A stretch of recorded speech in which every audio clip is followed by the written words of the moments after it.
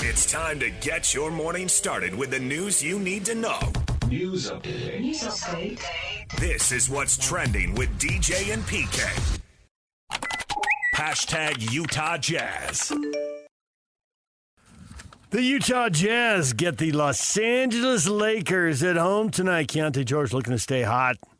37 and 39-point games, but the Lakers, kind of a different deal here, PK. Also? Not exactly the Mavericks in a rebuild. Oh, no. Lakers. Veterans winning about two-thirds of their games. Trying to win. Reminds me of the 73 Lakers. The 73 Lakers? Mm-hmm. Yeah, I don't think it does. You're wrong. Remind you of the 2024 Lakers. I don't remember what late they were. in the year. I remember the 73 Lakers like it was yesterday. What did they do that was so memorable? Played ball at a high level. Nice.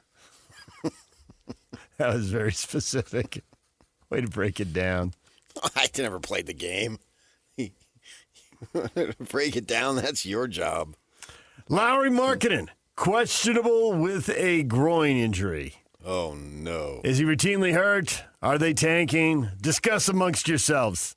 Well, if they're tanking, then they're starting to tank right now. Right? So I would say no. Lakers coach J.J. Redick has challenged his star players to give more of an effort on the defensive end of the floor.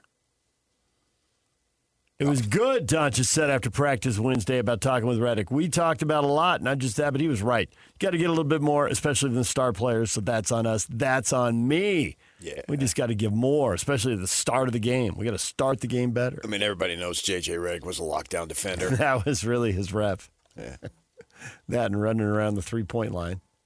Famous for practicing with a four-point line to hit some really deep shots. No such thing as a four-point line. Apparently they had one on a practice floor one year. Somebody took a photo. It was a big deal. All right, Jazz and Lakers tonight. A bigger test and without Markkanen. We'll see how that goes. DJ. Whoa, you don't know he's not going to play. He's questionable with a groin injury. Questionable is the first thing before out. I think that's doubtful. All right. You think he'll go? Oh, I have no clue, but I'm not going to rule him out. Okay.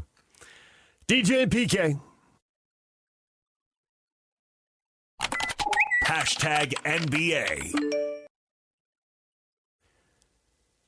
NBA Commissioner Adam Silver says the decision on possible expansion will be made sometime in 2026. Quote, I'd say in terms of domestic expansion, that's something we're continuing to look at. It's not a secret. We're looking at this market in Las Vegas. We're looking at Seattle. We've looked at other markets as well.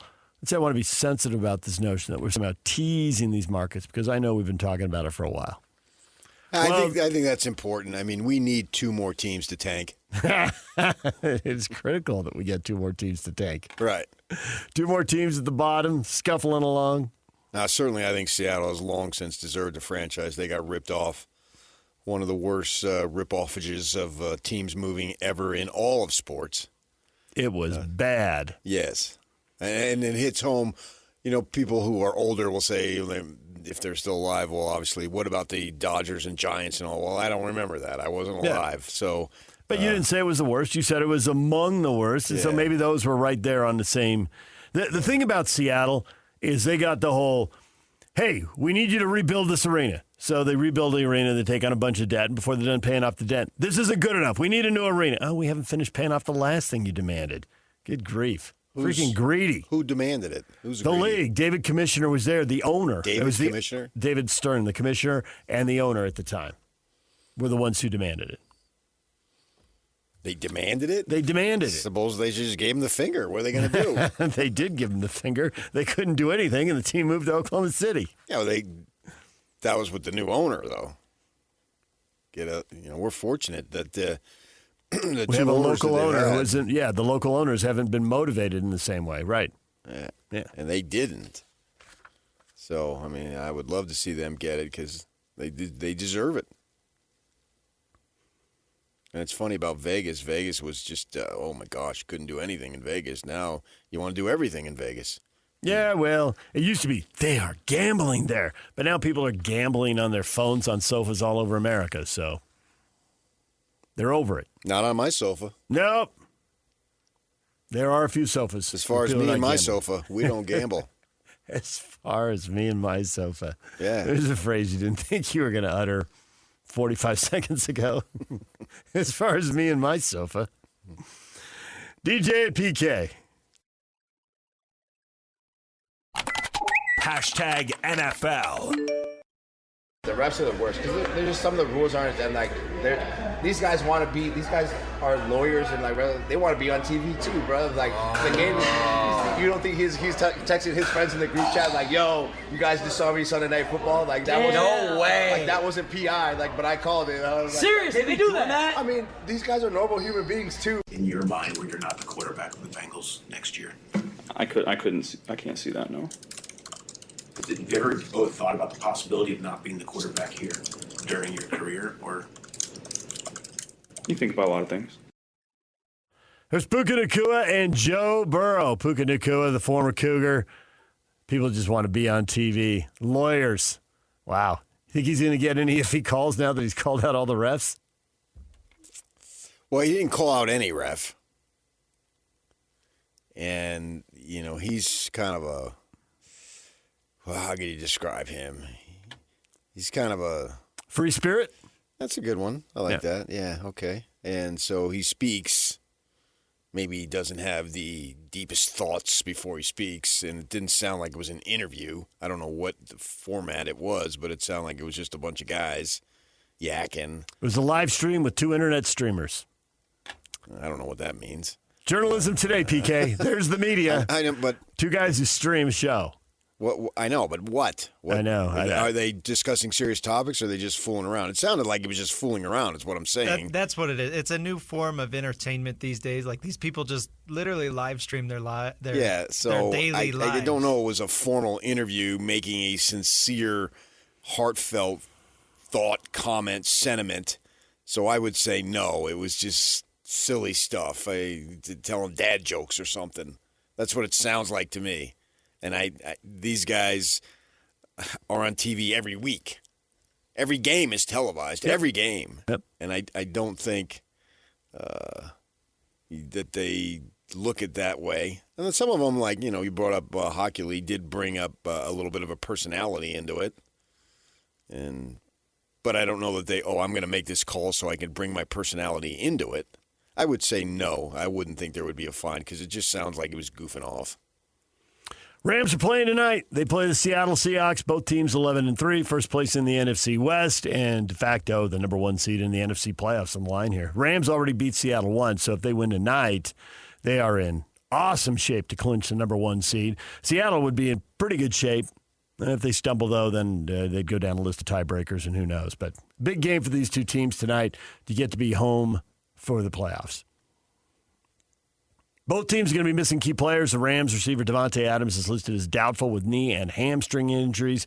Seattle's left tackle Charles Cross has been ruled out with a hamstring injury. So nobody's healthy this time of year, PK. You also heard Joe Burrow there amid speculation surrounding how happy he is or isn't in Cincinnati. He says he can't see himself playing for another team next season. He's got a big contract. He's got a no-trade clause. It'd be hard to trade him, but it could be done.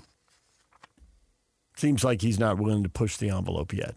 He's sitting on the no-trade clause, so he'll have to, at minimum, okay it, and maybe, sometimes the club tells the agent, all right, go find a deal. So we'll see where that goes. Joe Burrow kind of opened that door a crack, and now the Cincinnati media is asking him about it nonstop.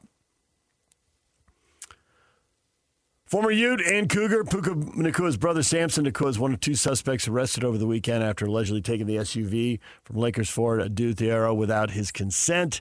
The vehicle was tracked to the hotel Samson and the other suspect were staying. Deputies arrested Samson at the hotel, and it's unclear when the vehicle might have been stolen.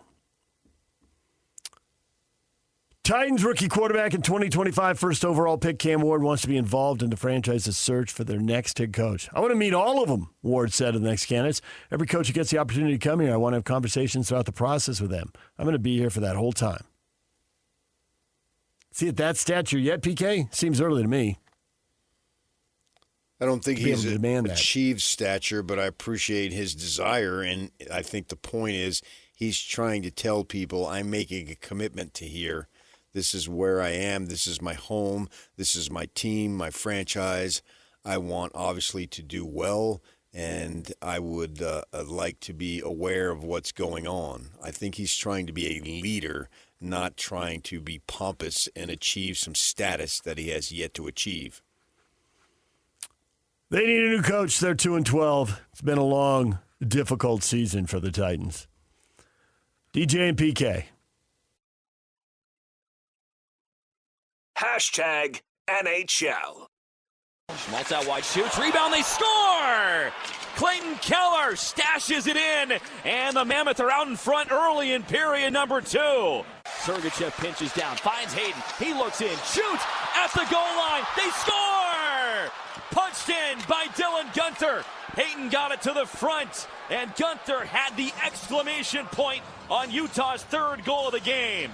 We're playing a simpler game with more drive, with more net presence, with more dirty goal, going in dirty area, and I think that pay off. And if you look at our first 2 goals, they're what I call blue paint goals, where you go to the net, and then after the rest open up, and then we had a few good plays here and there. But I think we need to keep going and make not the transition, because we work at it for a while, but we need to keep pounding the message and keep taking pride at doing it. There's Andre Tourigny, the head coach, after the Utah Mammoth closed the road trip with a 4-1 win at Detroit, 2 in the second. Detroit scored early in the third. They get 2 goals in the last 5 minutes to win 4-1. Dirty goals. Dylan Guenther scores pretty goals with that slap shot, the one-timers and all that, but a poor clearance, a bad bounce for Detroit as the clearance hit the goalkeeper in the butt or the leg or whatever, and it fell to Dylan Guenther. Are you trying to talk hockey? Well, that's more a soccer word. I don't know. They probably got a hockey word for it. A ricochet, a bounce. I mean, it was served up on a tee. You'll never get an easier goal. Drifting right on the line there. A defenseman swatted off his teammate's butt. It fell right to Dylan Guenther, and he poked it home. And then 31 seconds later, they got another one. Yep. That was pretty cool. You expect with Cooley out, the other guys, the big names, you got to step up and be the guy, and Clayton Keller got the opening goal, and Guenther got the goal that made it 3-1 there and seemed to pretty much put it away. So check those boxes. Big guys scoring big goals, getting a nice win on the road against the Detroit team that leads the Atlantic Division. So I knew you'd be breaking down the Atlantic Division. Yeah. Utah's back home. New Jersey Devils coming in tomorrow night. Now rank your hockey watching days back there in Jersey. Rangers 1, Islanders 2, Devils 3. Devils 2, Islanders 3. Rangers were the big dog, weren't they? My particular watching? Well, I assume they were there on channel. One of them had to be on Channel 9 when you were a kid. I didn't watch. Oh, okay. Well, there you go. All zeros. I mean, I loved Eddie Giacomin. Okay. Rangers. It was the Rangers. Yeah. Devils tomorrow night. Mammoth back home at the Delta Center. And that is what is trending. And it's brought to you by Shamrock Plumbing. There's no job too big or too small. Get the personal touch with Shamrock Plumbing. Jared Calhoun, Utah State basketball coach, coming up at 8:30. Ken Pomeroy, KenPom.com. At 9 o'clock, find out what he thinks of the locals in their non-conference seasons and how they're doing. We'll talk with Ken, see where he would seed BYU in the NCAA tournament if it started today. Ken's coming up at 9 o'clock. The question of the day, hot takes or toast, is next.